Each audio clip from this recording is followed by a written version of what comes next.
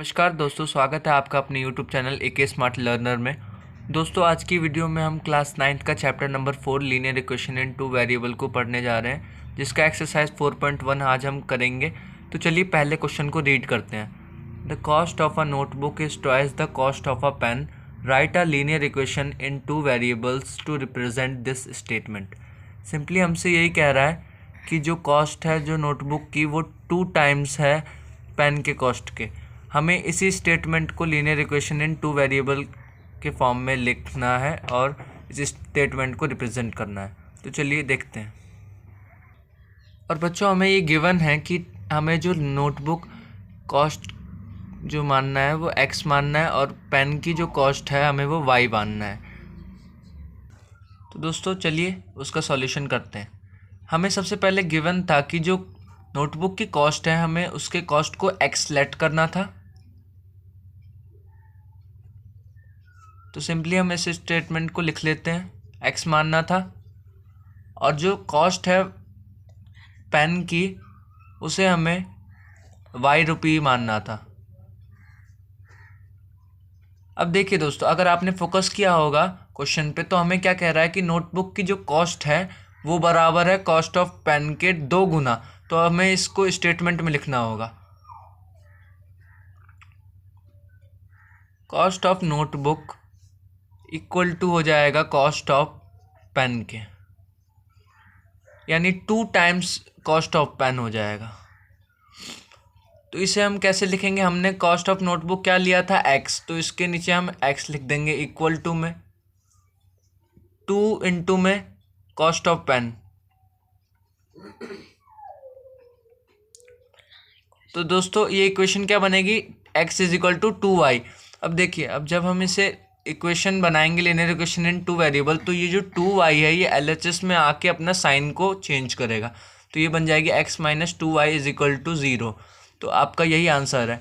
तो आपका आंसर यही होगा। और सिंपली हमसे इसमें यही कहा था कि स्टेटमेंट को पहले लिखिए और उसका linear equation in two variable में बनाइए।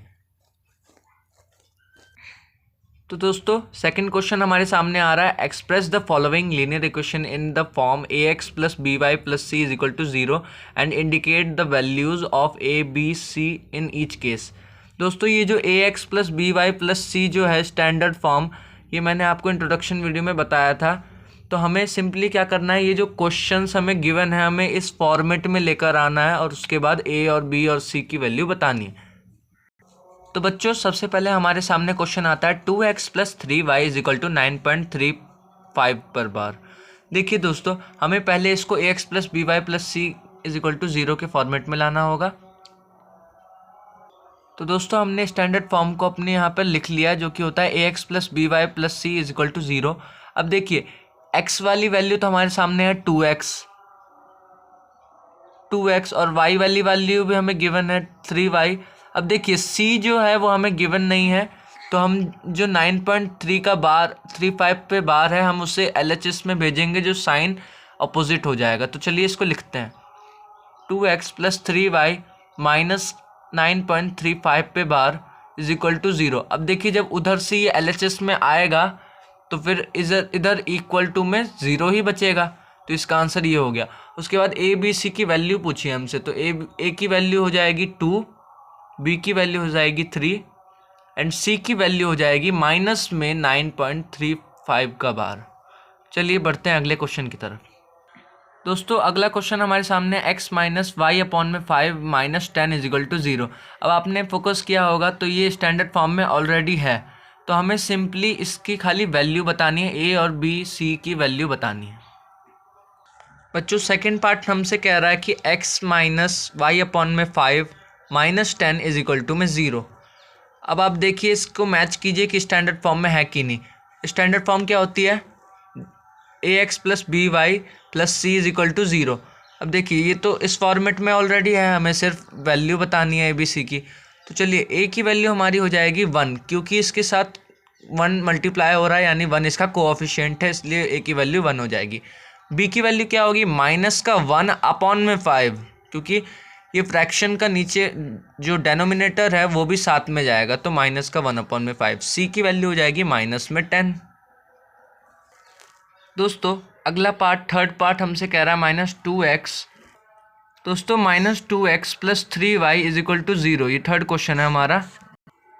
दोस्तों क्वेश्चन है -2x plus 3y is equal to में 6। हमें स्टैंडर्ड फॉर्म में लिखना है, तो ax plus by plus c is equal to 0, ये हमारा स्टैंडर्ड फॉर्म होता है। तो हम लिख देंगे -2x, तो ये फॉर्म में हो जाएगा -2x plus 3y minus 6 is equal to 0। A की वैल्यू हो जाएगी -2, बी की वैल्यू हो जाएगी 3 और सी की वैल्यू हो जाएगी -6। दोस्तों फोर्थ क्वेश्चन हमसे कह रहा है x is equal to 3y,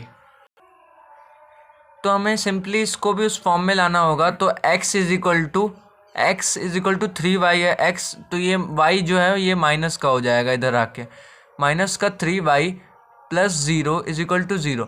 अब आप कह रहे होंगे मैंने इधर 0 क्यों लिया, क्योंकि c की वैल्यू भी तो लानी है और हमें फॉर्मेट में लेकर आना है, तो इसलिए मैंने यहाँ पे 0 लिया। a की वैल्यू हो जाएगी, फॉर्मेट अगर हम लिखे तो हो जाएगा ये, और a की वैल्यू अगर हमसे पूछेगा तो a की वैल्यू है 1, b की वैल्यू है -3 और c की वैल्यू है 0। फिफ्थ पार्ट हमसे कह रहा है 2x minus 2x is equal to -5y।